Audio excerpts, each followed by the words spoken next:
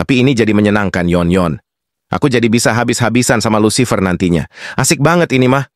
Aku mau melakukan banyak hal, Lucifer akhirnya ia bangkit untuk melawanku. Mantap. Melihat Master Enmu yang kegirangan, Yon jadi bingung sendiri.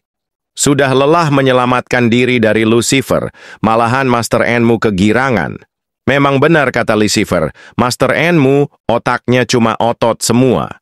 Yon, aku cuma butuh kekuatan. Aku akan melatih tubuh ini sampai menjadi sekuat dewa.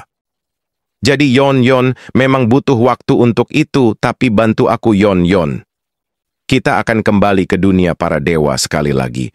Tapi ketika sedang pemanasan, tangan Lin Ho malah kesakitan. Ini luka akibat pertarungan kemarin melawan pria bertopeng. Ini benar-benar menyakitkan. Akan susah jika bertarung dengan kondisi seperti ini. Tubuh Lin Ho masih sangat lemah, tidak bisa dipaksakan langsung menjadi kuat. Yon, apa kau membawa apa yang aku minta kemarin?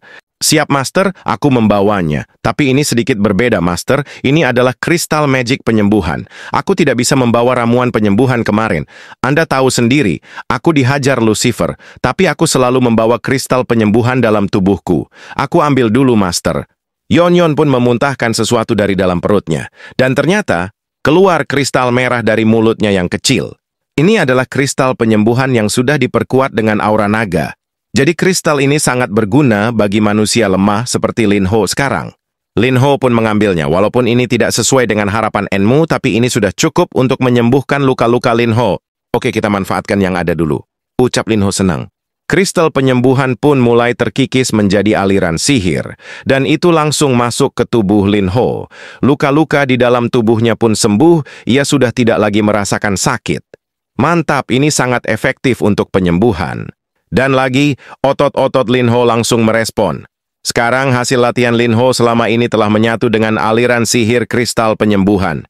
Dan saat ini, kekuatan otot Lin Ho telah naik 100%. Mantap, aura naga sangat hebat, Master.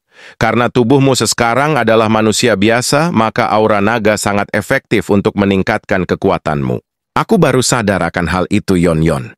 Dan lagi, tidak perlu banyak mana untuk menyembuhkan tubuh Lin Ho ini.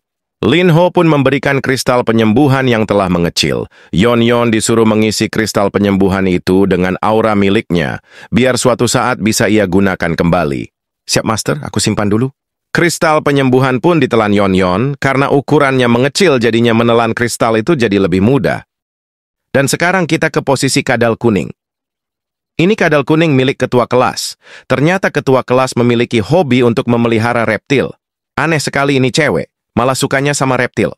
Si kadal kuning ditaruh kembali ke rumahnya di akuarium. Dan ketua kelas berpamitan kepada kadal kuning, ia mau berangkat sekolah. Di sekolah sekarang sudah ada si pembuli. Ia saat ini sudah tidak mau jadi preman sekolah. Ia mau sekolah yang benar dan lulus. Ia tidak mau menjadi pembuli lagi. Sudah kapok dihajar Lin Ho. Kemudian Lin Ho berangkat sekolah. Ia memasuki kelas dengan tatapan serius. Lin Ho melihat ada si pembuli. Si pembuli tampak ketakutan, ia malah keringat dingin itu. Hei otak-otot, kenapa kau berdiri di depan pintu? Cepat minggir dari situ, kau menghalangiku masuk ke dalam kelas. Oh, Nona Kacamata. Kau memang benar, Nona Kacamata. Di sekolah memang banyak penantang yang siap diajak duel. Aku jadi semangat, Nona Kacamata. Buset. Dasar otak-otot. Kau sekolah untuk belajar, bukan jadi preman sekolah. Sadarkah dirimu masih seorang murid, bukan preman jalanan? Dan sekarang pelajaran sekolah dimulai. Lin Ho terus-menerus mencari lawan, tapi karena ini sekolah jadinya Lin Ho ditaruh di ruang konseling. Ia disuruh sadar diri, soalnya ia ke sekolah malah cari musuh. Ini sekolah bocah, bukan arena pertarungan. Kemudian di kelas 3. Di situ ternyata ada Kang Cheol. Ia ternyata bersekolah di sekolah yang sama dengan Lin Ho. Ternyata ia kakak kelas Lin Ho. Udah tua masih sekolah, kayaknya dia tidak naik kelas sampai 2 kali. Kang Cheol saat ini berjalan pulang, dia ditemani teman sekolahnya. Teman cewek Kang Cheol mengatakan, kalau di kelas 2 ada siswa yang membuli habis-habisan. Dan ternyata si pembuli adalah mantan orang yang selalu dibuli. Dia bangkit menjadi kuat, dan sekarang ia membuli para preman sekolah. Dia hebat sekali Kang Cheol, aku rasa dia seperti pahlawan sekolah. Waduh, seorang petarung yang mengambil daun telinga dikatakan pahlawan. Kayaknya persepsi masyarakat harus dirubah. ucap Kang Cheol dalam hati. Kang Cheol saat ini masih marah dengan si bocah preman. Ia telah membuat adiknya Guak Cheol pensiun dari dunia tinju. Walaupun tangannya sudah sembuh, tapi luka akibat patah tulang tidak akan menjadikan petinju kembali. Ini sudah keterlaluan. Kemudian ketika sedang berjalan di jalanan umum, di situ ada Lin Ho. Kang Cheol tidak menyadari keberadaan Lin Ho di situ. Lin Ho sendiri sedang menyesali perbuatannya. Soalnya ia di sekolah cuma diajari menulis di papan tulis. Dan lagi ia cuma diceramahin guru karena bertarung. Pertarungan itu menyenangkan. Tapi menurut para manusia tua itu, pertarungan adalah sebuah kesalahan fatal. Tidak bagus untuk masa depan. Waduh, gimana ini? Ini tidak sesuai dengan yang dikatakan nona berkacamata. Dan ternyata, Lin Ho ketika berjalan pulang, ia melihat sesuatu yang tidak asing. Dari belakang tampan seorang pria bertubuh atletis, punggungnya benar-benar atletis, tampaknya ia orang kuat. Lin Ho pun mengamati area otot tangannya, dan itu pasti otot seorang petarung. Keren banget, otot seorang petarung yang terlatih. Tapi Lin Ho mengenali otot tangan itu, Kau adalah pria dengan topeng kemarin. Benar, kau adalah pria topeng yang menyerangku kemarin. Waduh, sial banget. Kang Cheol menoleh ke belakang, itu si bocah preman. Kenapa dia ada di sini? Dan lagi, kenapa dia mengenaliku? Karena tidak bertarung seharian, Lin Ho langsung berlari ke arah Kang Cheol. Kang Cheol panik, ia tidak mau bertarung di jalanan. Ini bisa merusak reputasinya sebagai atlet tinju. Kang Cheol pun lari meninggal teman kelasnya. Ia juga berlari cepat untuk menghindari Lin Ho. Kang Cheol kesal sekali dirinya diketahui oleh preman kelas Terry. Ia tidak menyangka penyamarannya bakal terbongkar dengan cepat. Padahal sudah membeli kacamata las listrik harga $200. Dan juga satu pack masker dengan harga $50. Itu barang mahal. Tapi kenapa bocah itu masih mengenaliku? Mas otot berhentilah. Aku mau beradu otot denganmu, tolong berhentilah. Kita pukul-pukulan sekarang juga. Buset, tidak mau. Bahaya bodoh. Untuk menghindari Lin Ho, Kang Cheol langsung berlari ke arah gang sempit. Ia mau kabur dari kejaran Lin Ho. Lin Ho pun langsung menyusulnya akan tetapi, benar Kang Cheol kabur. Ia tidak terlihat sama sekali. Waduh, ada di mana pria otot itu? Yon Pu muncul, ia akan membantu Master Enmu menemukan bocah otot itu. Master, kemarin aku menabarak pria itu.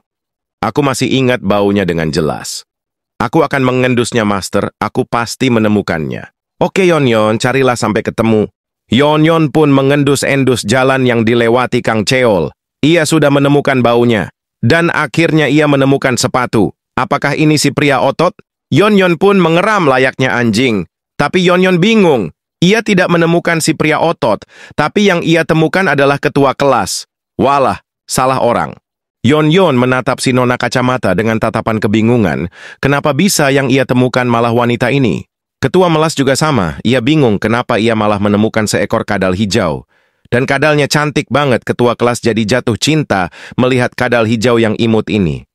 Hei cewek, tolong minggir, jangan di situ. Aku sedang mencari sesuatu. Kau menghalangi. Hei cewek, kau dengar tidak? Ucap Yon. Mendengar kadal bisa bicara, ketua kelas langsung menangkap Yon. Yon tidak terima. Ia menyuruh Ai cewek untuk segera melepasnya. Kalau tidak, serangan nafas naga akan ia keluarkan. Waduh, tapi semua kekuatanku sudah tidak ada lagi. Sekarang aku cuma kadal kecil di bumi ini. Sudah tidak menyembur lagi. Walah, jadi lemah aku sekarang. Ketua kelas sangat tertarik dengan kadal hijau yang ia tangkap. Apalagi kadalnya bisa berbicara layaknya manusia. Ini penemuan luar biasa abad ini. Ia harus memilikinya. Tapi Yon langsung melepaskan diri, dan ia berlindung di balik Lin Ho. Ia tidak mau dekat-dekat dengan cewek aneh itu. Rasanya seperti mau dimakan saja. Stop, Master, aku lengah. Aku tidak bisa menemukan pria yang kau kejar. Soalnya cewek itu menangkapku, Master. Mendengar Lin Ho dipanggil Master sama si kadal hijau, cewek ketua kelas ini langsung cemburu. Ia tidak terima kalau pemilik si kadal hijau ini adalah si miskin Lin Ho.